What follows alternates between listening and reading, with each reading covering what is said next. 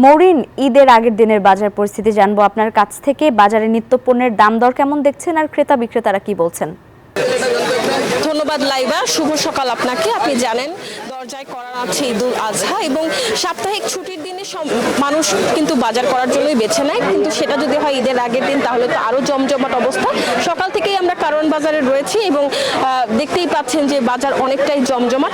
আমরা এখন রয়েছি কারওয়ান বাজারের মশলার বাজারে এবং মশলার দাম দর যদি আপনাকে একটু জানাতে চাই, হলুদের গুঁড়া 300 থেকে 350 টাকা কেজি, মরিচের গুঁড়া 480 টাকা কেজি, এলাচের দাম অনেকটাই বেশি 5500 টাকা কেজি, দারুচিনি 520 টাকা কেজি, কিশমিশ 700 টাকা কেজি, গোলমরিচ 1200 টাকা কেজি, জিরা 650 থেকে 700 টাকা কেজি, জয়ফল 10 টাকা পিস, জয়ত্রী 2800 টাকা কেজি, আলু ভোকরা 500 টাকা কেজি এবং প্যাকেটজাত লাচ্ছা সেমাই যদি আপনাকে দেখাতে যাই, যেটি ছাড়া আসলে ঈদ জমেই ওঠে না, প্যাকেটজাত লাচ্ছা সেমাই আসলে 45 টাকা প্যাকেট বিক্রি হচ্ছে এবং লম্বা সেমাইও 45 টাকা প্যাকেট, 50 টাকা প্যাকেট বিক্রি হচ্ছে।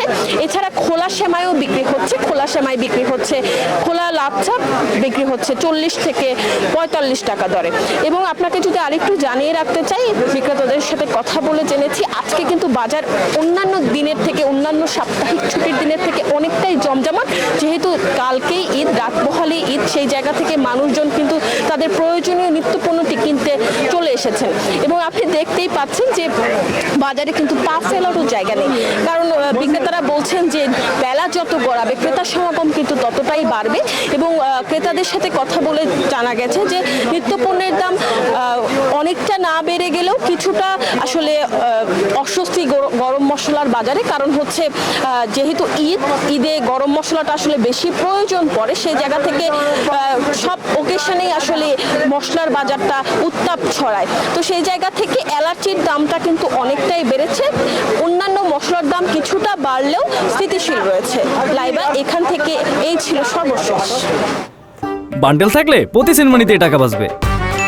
বিকাশ সেনমানি বান্ডেল কিনে জিতুন প্রতি লেনদেনে।